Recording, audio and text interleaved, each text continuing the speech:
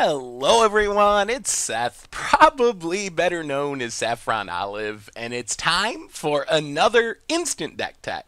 So as you know, Monday means it's Modern Monday here in Instant Deck Tech Land, and we have a super spicy list to check out today. This is Jeskai Gods and Humans. Comes to us from Kasi Masafumi, who took it to a top 8 finish in a small Japanese tournament. So congrats to Kasi on a super sweet deck. A quick reminder before we break down Jeskai Gods and Humans for Modern. If you enjoy this deck and you want to see it made into videos, take a minute, click the like button, the subscribe button, leave a comment, anything you can do to support your deck, because whichever deck is most popular gets a shot at being made into videos next week. So the idea of this deck is to take advantage of some human synergies, but more specifically, we're a human +1/+1 counter deck. That's kind of the main theme of our deck. So Champion of the Parish is a super powerful 1-drop. Comes down for just a single mana. Whenever we play a human, we get to put a counter on it, so it grows really big really quickly. Metallic Mimic makes it so all of our humans enter the battlefield with an additional counter, and then Thalia's Lieutenant comes down, puts counters on all of our humans. That means 2 counters for Champion of the Parish because it triggers itself as well. So we're going to play a bunch of cheap humans and then hopefully make them really, really big with +1/+1 counters. But we don't just rely on our kind of +1/+1 counter lords to deal with the counters. We have some really sweet tricks here. So Norin of the Wary is trick number 1, and we're kind of built around Norin in multiple ways.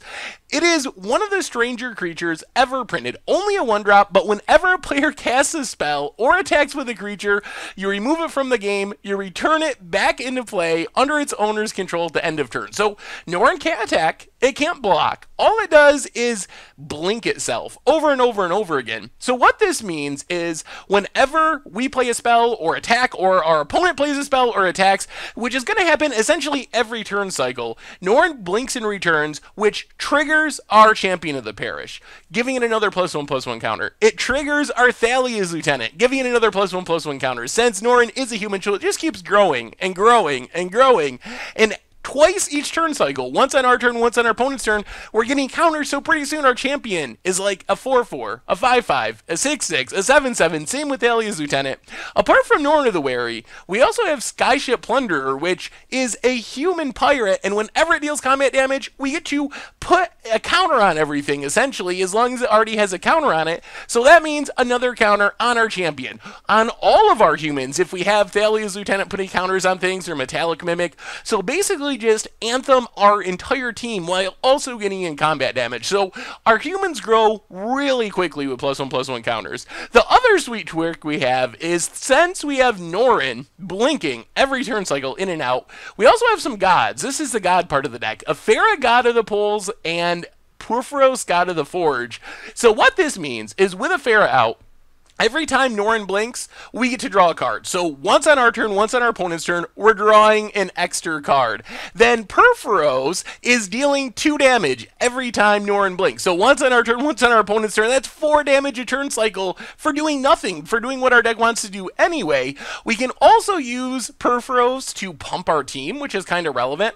Afera doesn't really do much other than draw us cards, but we do have a lot of blue and white mana symbols, so it's not impossible that it turns into a 6/5 beater at some point. But the main idea is this is just a really powerful engine in conjunction with our Norin, just blinking, blinking, drawing, drawing, damage, damage, until we eventually win the game. The rest of the deck is some more humans. Grim Lavamancer and Kytheon give us humans that come down on turn 1. Lavamancer can be a bit of a removal spell, go to our opponent's face if we need to. Kytheon eventually becomes a planeswalker if we attack with a bunch of creatures. Then we have some disruptive 3-drop humans. Reflector Mage gets a blocker out of the way, opponent can't recast it right away. Good for forcing our damage through opposing blockers. Also staying alive against like Emeralds and Grizzlebrands and some of the big crazy stuff that comes down in Modern. And then Magus of the Moon, just to keep our opponent from really casting anything. We are built around it, so we can hopefully search out basic lands and be able to function under Magus of the Moon, while our opponent might not be expecting the Magus of the Moon effect, and we can just get them and keep them from doing anything while we're growing this huge human army. As far as the non-creature spells in the main deck, Lightning Bolt removal can also go to our opponent's face to close out the game. Is a charm, not efficient at any one thing, but does a lot of things kind of well. So it can kill a creature, it can loot away some bad cards, or it can counter a non-creature spell, like a Wrath, which would be pretty good against our deck. And then Cyclonic Rift, mostly just to return a thing to our opponent's hand, but if the game ever goes really, really long, we can bounce all of our opponent's stuff and just swing in for lethal. Mana Base, Cavern of Souls, and Tech Edge are kind of the two most important lands. Cavern fixes our mana and makes everything uncounterable. Tech Edge to fight Tron lands and the like.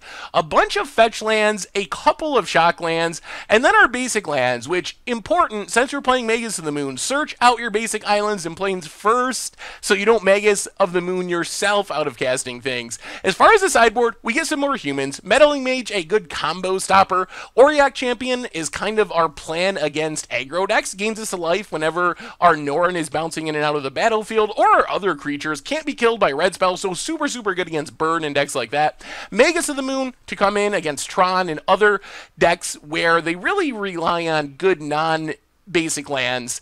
Then we have just a bunch of random hate cards. Grafdigger's Cage for graveyards and collected companies. Rest in Peace for graveyards. Surgical Graveyard. Stony Silence Affinity. Rule of Law for Tron. Wear Tear gets rid of artifacts and enchantments. Is a Charm and Invasive Surgery give us some more counters. Echoing Truth to bounce something that's problematic. And Ruined Halo for some more protection against combo cards primarily. Conflagrate to the face. Lightning Storm to the face. Things like that. And that is Jeskai, Gods, and Humans for Modern, and that's our instant deck for today. So thank you very much for watching. I hope you enjoyed the video, and I will talk to you soon. Thanks for watching the video. If you enjoyed it, help us out by clicking that like button down below. And to keep up on all the latest and greatest, click that subscribe button. And don't forget to hit that bell icon to get alerts whenever we have new videos. And if you want to, check out some of our other sweet videos here and here.